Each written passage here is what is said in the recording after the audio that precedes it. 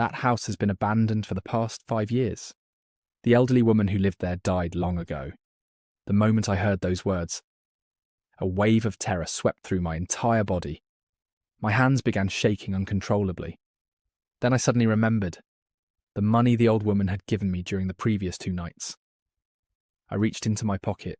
Slowly, I pulled it out.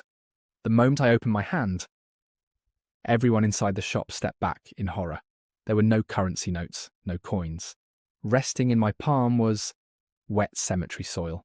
Mixed with it were a few old rust-covered iron keys. The same unbearable smell of rotten roses filled the air. My mind went completely blank. Without saying another word, I rushed outside, started my motorcycle, and rode straight towards street number 3. I had to know the truth. Hashtag 3 Nights of Terror. Part 4. Final. I started my motorcycle and sped towards street number 3. I had to find out what was really happening. Within minutes, I reached the deserted neighbourhood once again. The entire street was silent. Not a single person was outside. When I finally stopped in front of house number 14A, I felt my heartbeat pounding inside my chest. The house looked nothing like it had during the previous 2 nights. Tall trees surrounded the property, casting long shadows over the broken walls. A massive iron lock hung from the gate. It was covered in years of rust. Dust and cobwebs had settled all over it, making it obvious that no one had opened the gate for a very long time. The entire house looked abandoned. There wasn't a single light inside. No footsteps. No movement. Nothing. The silence was so deep that I could hear my own breathing. Trying to gather my courage, I switched on my motorcycle's headlight and pointed it toward the gate. The bright beam slowly swept across the entrance.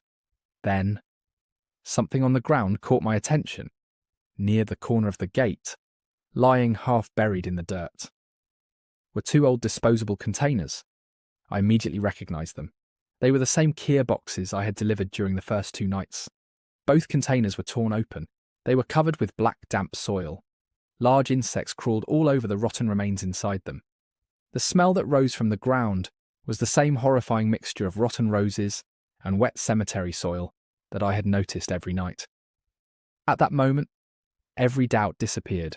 Whatever had accepted those deliveries, whatever had handed me the money, it had never been a living human being. A freezing chill ran through my body. I couldn't force myself to stay there another second. I turned my motorcycle around and rode away as fast as I possibly could. I never looked back, even today, whenever someone rings a doorbell late at night. A strange fear grips my heart, because I know, sometimes, the person waiting behind the door isn't someone who's supposed to be alive. That was the second terrifying story.